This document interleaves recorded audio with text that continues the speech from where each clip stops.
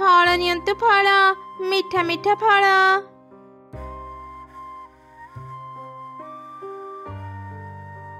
ଆରେ ବା, ଆଜି ତମର ବହୁତ ଭଲ ରୋଜଗାର ହେଲା। ମୋ ଝିଅ ପାଇଁ ଆଜି କିଛି ମିଠା ନେଇଯାଏ, ତାକୁ ମିଠା ଖାଇବା ପାଇଁ ଭାରି ଭଲ ଲାଗେ। ଏମିତି କହି ଚଢ଼େଇ ଗୋଟେ ମିଠା ଦୋକାନକୁ ଗଲା, ଆଉ କିଛି ମିଠା କିଣି ଘରକୁ ଗଲା। ଆରେ ମା, କୁଆଡେ ଗଲୁ? ଏଇ ଦେଖେ, ମୁଁ ଆଜି ତ ମନ ପସନ୍ଦର ମିଠା ନେଇ ଆସିଛି। ସତରେ ମା?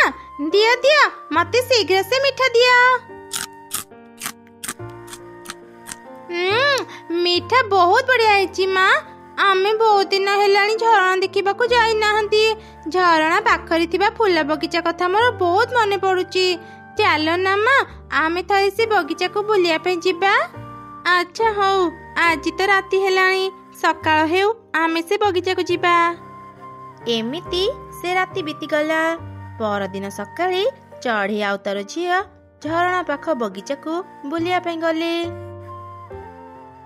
ସେମାନେ ବୁଲୁ ବୁଲୁ ଗୋଟେ ଆମ୍ବ ଗଛ ଦେଖିଲେ, ଆଉ ସେ ଆମ୍ବ ଗଛ ପାଖକୁ ଗଲେ।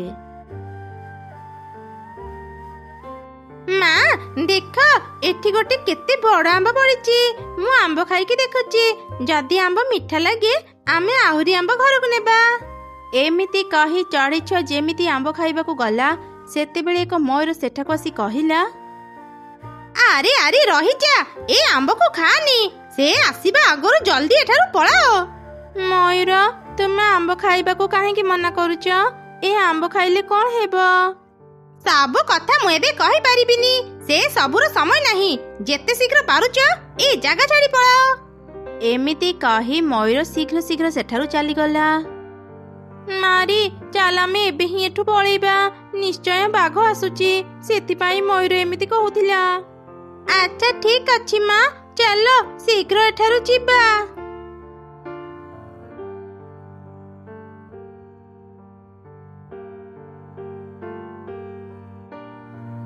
ଆରେ ମା, ମୟୂର ଯେତେବେଳେ ମନା କଲା ଏ ଆମ୍ବକୁ ଖାଇବା ଠିକ ହେବନି, ତୁ ଏ ଆମ୍ବକୁ ପକେଇ ଦେ।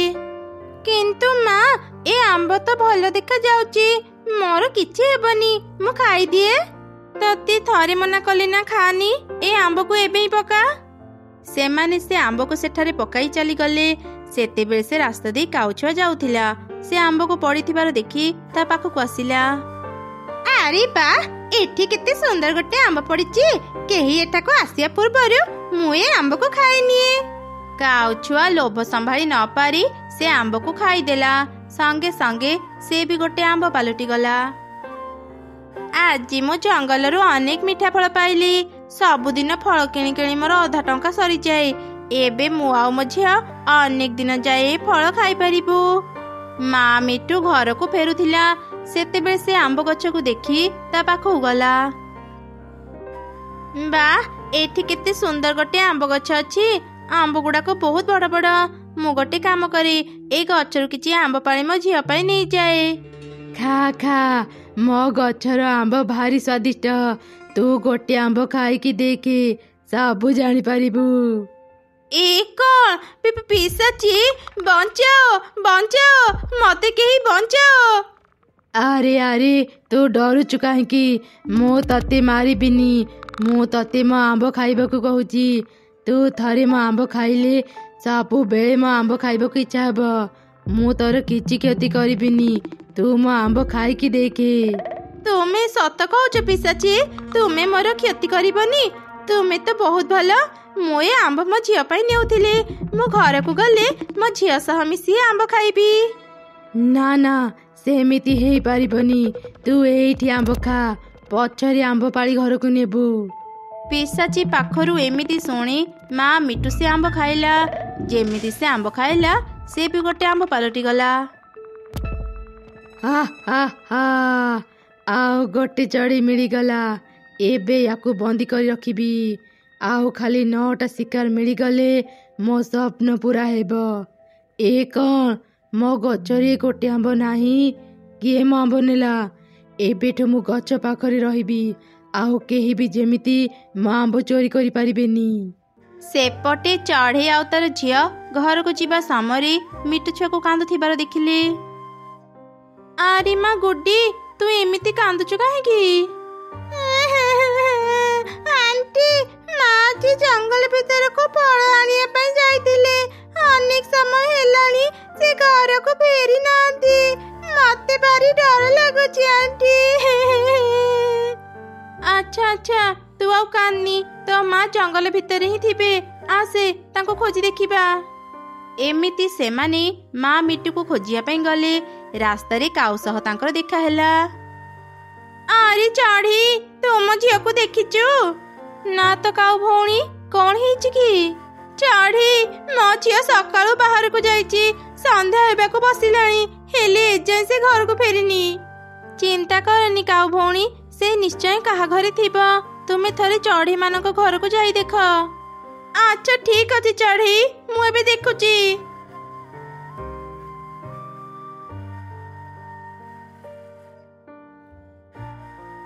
ତମେ ମାନେ ଜଙ୍ଗଲ ଭିତରେ କାହିଁକି ବୁଲୁଛ? କିଛି ସମୟ ପରେ ରାତି ହେଇଯିବ। ଯାଅ ଯାଅ, ନିଜ ଘରକୁ ଫେରିଯାଅ। ମୟୂର, ମିଟୁ ଛୁଆର ମା ସକାଳୁ ଫଳ ଆଣିବାକୁ ଯାଇଥିଲା, ହେଲେ ଏଯାଏଁ ଘରକୁ ଫେରିନି। ଆମେ ତାକୁ ହିଁ ଖୋଜିବାକୁ ଆସିଛୁ। ତମେ ମାନେ ତାକୁ ଆଉ ପାଇବନି। ସେ ଆମ୍ବ ଗଛରୁ ଆମ୍ବ ଖାଇ ଆମ୍ବ ହେଇଯାଇଛି। ଆମ୍ବ ହେଇଯାଇଛି ମାନେ? ସେତେବେଳେ ତୁମେ ଆମକୁ ବି ଆମ୍ବ ଖାଇବାକୁ ମନା କଲ। ସେ ରହସ୍ୟଟା କଣ ଆମକୁ ଏବେ ହିଁ କୁହ। ଆଚ୍ଛା ହଉ ଶୁଣ, ସେ ଆମ୍ବ ଗଛ ଗୋଟେ ପିଶାଚିର। ସେ ପ୍ରତ୍ୟେକ ଦିନ ଗୋଟେ ଆମ୍ବ ସେ ଗଛ ତଳେ ପକେଇକି ରଖେ। ଯିଏ ବି ଆମ୍ବ ଖାଏ ସେ ଆମ୍ବ ପାଲଟି ଯାଏ। ମୁଁ ଯେବେ ବି ସୁଯୋଗ ପାଏ ଚଢ଼େଇ ମାନଙ୍କୁ ମନା କରେ ସେ ଆମ୍ବ ଖାଇବା ପାଇଁ। ତୁମେ କଣ କହୁଛ ମୟୂର? ତା ମାନେ କାଉ ଛୁଆ ବି ପିଶାଚି ପାଖରେ ବନ୍ଦୀ ହେଇଅଛି। ଆମେ କେମିତି ସମସ୍ତଙ୍କୁ ପିଶାଚି ପାଖରୁ ମୁକ୍ତ କରିବୁ? ତୁମେ କଣ ଜାଣିଛ? ନା, ମୁଁ ସେ ବିଷୟରେ କିଛି ବି ଜାଣିନି। ଏବେ କେବଳ ଫୁଲ ପରି ହିଁ ଆମ ସମସ୍ୟାର ସମାଧାନ କରିପାରିବେ।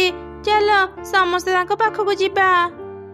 ଏମିତି କଥା ହେଇ ସମସ୍ତେ ଫୁଲପରି ପାଖକୁ ଗଲେ। ସେତେବେଳେ ଫୁଲପରି ଧ୍ୟାନ କରୁଥିଲା। ଫୁଲପରି, ଆଖି ଖୋଲ, ଆମେ ବହୁତ ବିପଦରେ ପଡି ତୁମ ପାଖକୁ ଆସିଛୁ। କଣ ହେଲା ଚଢ଼େଇ? ମତେ ସବୁ କଥା ଖୋଲିକି କହ। ଚଢ଼େଇ ପରୀକୁ ସବୁ ଘଟଣା କହିଲା। ସେ ପିଶାଚିର ଏତେ ସାହସ, ସେ ମୋ ଜଙ୍ଗଲକୁ ଆସି ପକ୍ଷୀମାନଙ୍କର କ୍ଷତି କରୁଛି। ମୁଁ ତାକୁ ଜମା ବି ଛାଡ଼ିବିନି। ଚଢ଼େଇ, ମୁଁ ଏବେ ଧ୍ୟାନରେ ବସିଛି। ଏବେ ଏଠାରୁ ଚାଲିଗଲେ ମୋ ଶକ୍ତି କମିଯିବ। ମୁଁ ସିନା ଧ୍ୟାନ ଛାଡ଼ି ଯାଇପାରିବିନି, ହେଲେ ତମେ ମାନେ ସେ ପିଶାଚିକୁ ହରେଇ ପାରିବ। ଏ ନିଅ, ଏଥିରେ ଯୋଉ ଗଙ୍ଗା ଜଳ ଅଛି ସେଥିରେ ମୁଁ ମୋ ଶକ୍ତି ମିଶେଇ ଦେଇଛି।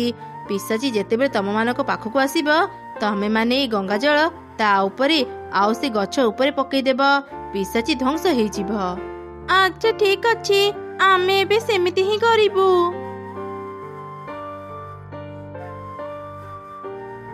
ଚଢ଼େଇ, ସେ ପିଶାଚି ଏଠାକୁ ଆସିବ ତ? ଯଦି ସେ ନ ଆସେ? ଆସିବ ଆସିବ, ନିଶ୍ଚୟ ଆସିବ। ମୁଁ ତାର ସବୁ ଆମ୍ବ ପାଳିଦେବି। ସେ ରହି ନ ପାରି ଏଠାକୁ ଆସିବ। ସେତେବେଳେ ତୁମେ ଏଇ ଗଙ୍ଗା ଜଳ ଗଛ ଉପରେ ଆଉ ସେ ପିଶାଚି ଉପରେ ପକେଇଦେବ।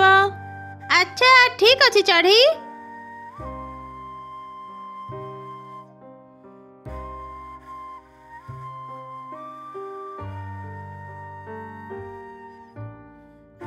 ଏଇ ଚଢ଼େଇ, ତୁ ଏତେ ଗୁଡ଼େ ଆମ୍ବ କାହିଁକି ତୋଳୁଛୁ? ଥରେ ମୋ ଆମ୍ବ ଖାଇକି ଦେଖେ, କେତେ ମିଠା ଜାଣିପାରିବୁ। ଆଚ୍ଛା ଠିକ ଅଛି, ମୁଁ ଯାଉଛି, ତଳେ ବସି ଆମ୍ବ ଖାଇବି। ଯେମିତି ଚଢ଼େଇ ତଳକୁ ଆସିଲା, ମୟୂର ସଙ୍ଗେ ସଙ୍ଗେ ଗଙ୍ଗା ଜଳ ପିଶାଚି ଉପରେ ଆଉ ସେ ଗଛ ଉପରେ ପକେଇଦେଲା।